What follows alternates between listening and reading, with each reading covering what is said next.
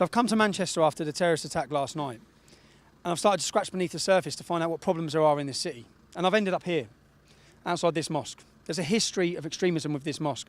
Now, where I'm standing now, within a stone's throw, a 2-mile radius of where I'm standing now, there's been 16 men who have died or been imprisoned for fighting for ISIS. 16, just in a 2-mile radius of this part of the city, not the whole city, just this city. One city across the UK. When you start going into the history and the problems embedded in this area, we've seen a terrorist in 2003 called Burgos. Burgos stabbed a police officer, murdered a police officer in a counter-terrorism raid. I was in jail with him in 2012. He's in control of the prison. He's the main man. So all the people thinking there's a solution to send these men into prison, into normal prisons with car thieves or house burglars, they're running the joint. They're in there living a complete halal life, recruiting and radicalising more and more people. It's not solving our problem. We've seen Andy Burnham, who's the MP for this area.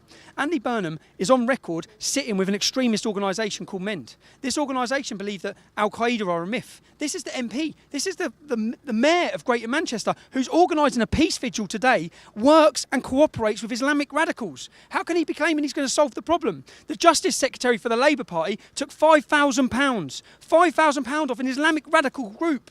They are in bed with them. Our politicians have sold us out. They're working hand in hand with radical extremists. And what you saw last night is the end outcome of that.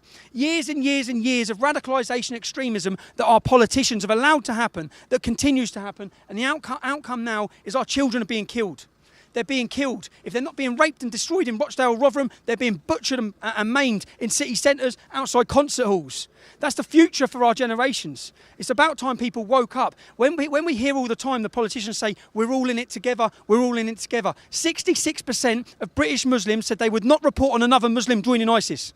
Why is that? Because the Quran says that if they side with a non-Muslim, they will end up in hell. It comes back to the ideology again. It comes back to the ideology. You have over 100,000 British Muslims who have said that suicide bombing is justified. The actions you saw last night, we have 100,000 people who think it's justified. That's 100,000 people who need to leave our country. That's 100,000 people enemies. When you see these communities and you see these houses, you think this is a British community, or you might have British Muslims. They are enemy combatants in these houses. In these houses are enemy combatants who want to kill you, maim you and destroy you. They want to destroy our way of life. And that's it. And that is not at any point. Again, I'm standing next to a Muslim now who's just stood and said how outraged he is by this same situation, how disgusted he is. So people are, but that is the problem is Islamic ideology, it's Islamic scripture. That is what, I've stood in the town centre today and I've listened to journalist after journalist after journalist. Not one of them has mentioned the word Islam. Not one of them. The justification and the reason that why this attack has happened, not one of them will even mention why it's happened. Not one of them said it, not one. The M word, not I word. That's it. No one's dare say it. Now that's why we've come up here. I've come up here. People have lost their children.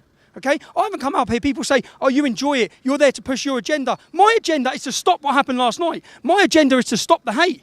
I'm not enjoy this. People say, oh, you're getting your benefit out of it. What benefit do I get out of this? You see the terrorists who killed them people last night? They want to kill me. They want to kill my family. They want to kill my wife. I live with that. I don't enjoy it. I don't get anything out of it. But the reality is, if we want to stop what happened last night and we want to really get to grips with it, we've got to start identifying why it's happening.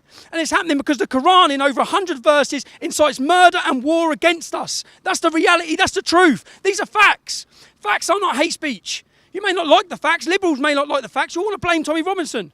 You want to take it out on us, like it's my fault, like I wrote the Quran, like I incited all these Muslims to join ISIS.